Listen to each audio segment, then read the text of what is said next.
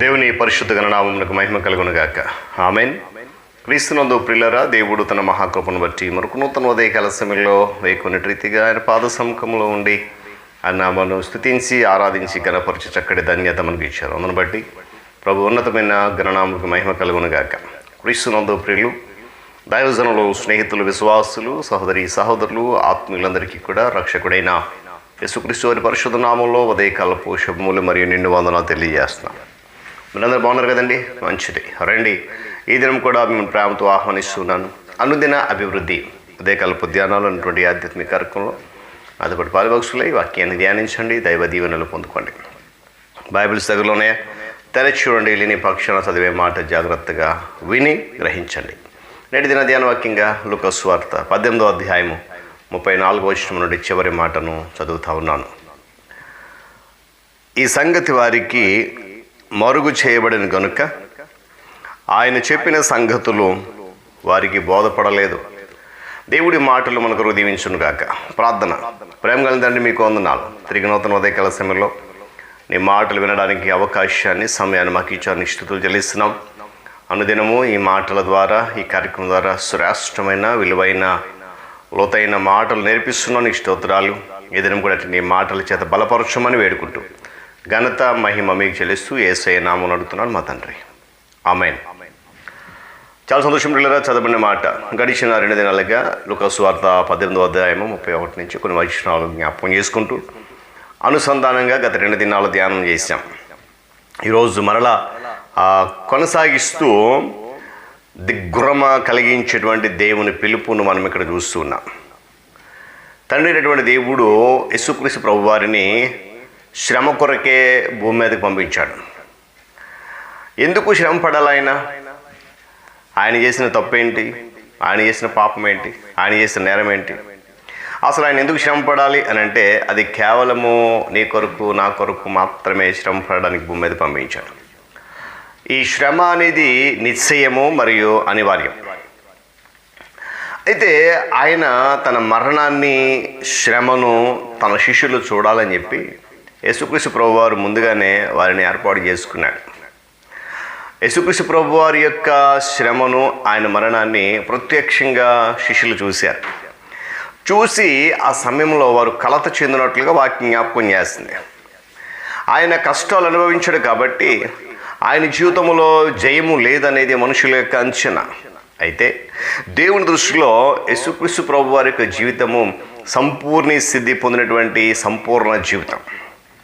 మనుషుల దృష్టిలో ఏది వైఫల్యం కనబడుతుందో దేవుని దృష్టిలో అది విజయం. ఎందుకంటే మనుషుల ఆలోచనలు వేరు, దేవుని ఆలోచన వేరు. స్తోత్రం చెప్పాలి గట్టి. హల్లెలూయా. అవునండి, మనము దేవుని పిలుపుని విన్నప్పుడు మొదట దిగ్భ్రమ చెందుతాం. అరే, నిజమేనా ఇది?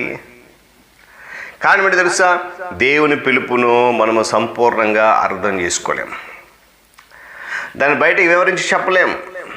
ఏమండి, దేవుని పిలుపు మన అంతరాత్మకు మాత్రమే గ్రాహ్యమవుతుంది, లేక అర్థమవుతుంది.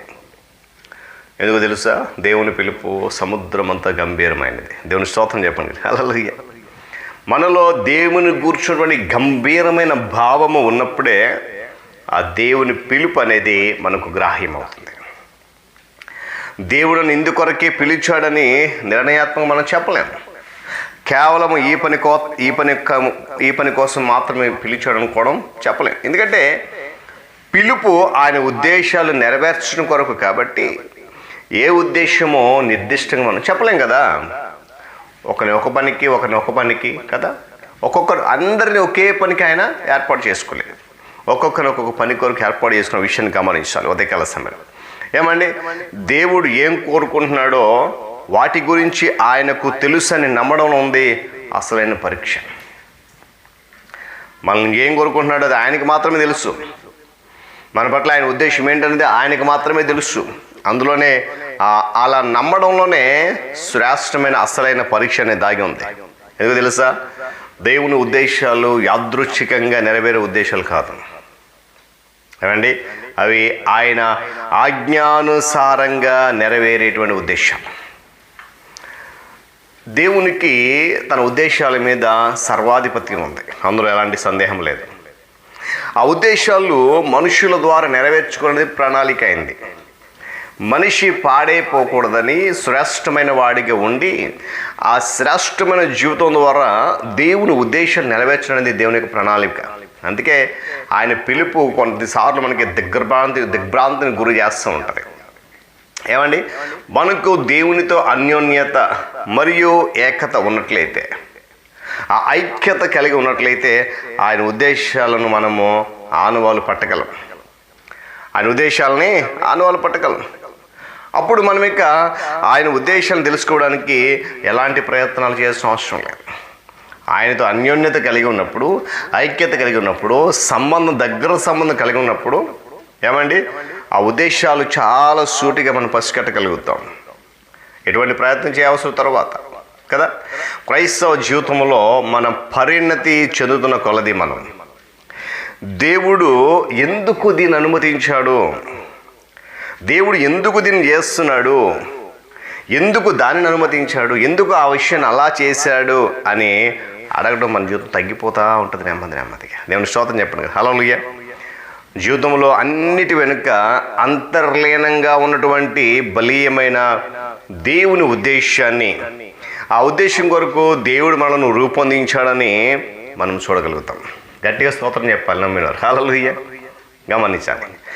గమనించిన పిల్లదా, నిజమైన క్రైస్తవుడు లేక నిజమైన విశ్వాసి తన శక్తి సామర్థ్యాలను ఎప్పుడు కూడా నమ్ముకోడు.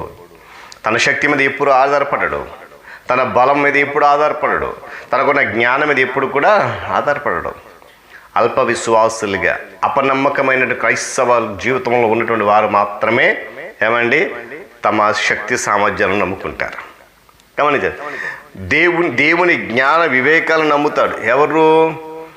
నిజమైన విశ్వాసులకి క్రైస్తవుడు. మనకు మన సొంత ఉద్దేశాలు ఉన్నట్లయితే మనం దేవుని పిల్లలుగా ఉండలేం. ఎందుకంటే దేవుడు తన పిల్లల్లో ఎదురు చూసేటువంటి నిష్కాపట్యం అనేది, నిశ్చలత, ప్రశాంతత మనలో లేవు కనుక మనం దేవుని పిల్లలుగా ఉండలేం. దేవుడు కోరుకుంటున్నవన్నీ మనలో ఉన్నప్పుడు ఆయన పిలుపు మనకి ఎటువంటి దిగ్భ్రాంతిని కలుగుచ్చేది. కాబట్టి ఉదయకాల సమయంలో పిల్లదా, ప్రభు తన శిష్యులు చెప్తున్నాడు, మనుష్య కుమారుని గురించి ప్రవక్త వ్రాయబడిన మాటలు నెరవేయడం. కానీ ఆ సంగతి వారికి అసలు బోధపడలేదు. ఎందుకంటే వారి ఆ మాటలు ఏమాత్రం కూడా గ్రహించలేదు, మరుగు చేయబడ్డాయి. కానీ ఈనాడు మనకు ఆయన మాటలు మరుగు చేయబడట్లేదు.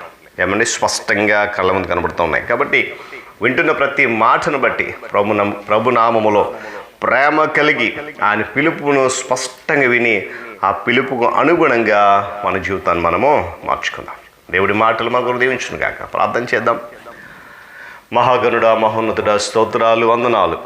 తిరిగి నూతన ఉదయకాల సమయంలో శ్రేష్టమైన మాటలు వింటున్నాం.